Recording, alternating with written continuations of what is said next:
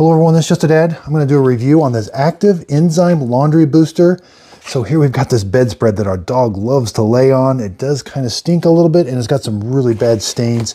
Let's see how this works on this comforter.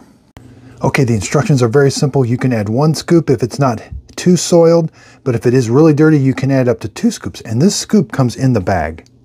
Okay, so before we put it in, here it's just a powder. So I've got my laundry detergent in there already. And here's what the powder looks like, and it is a resealable bag. Okay, here's the second scoop. Now let's add the comforter and let's get this thing washed and see how well it does. We're gonna turn it on, tub large, and hit the start button. Let's see how it does. Okay, so here it is in the middle of the wash cycle. It smells really good.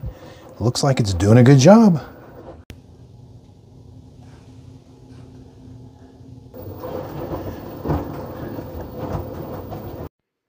Okay, so we just got it out of the washing machine and dryer.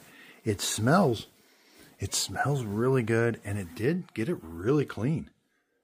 So I hope this video helps. Thanks everybody for watching.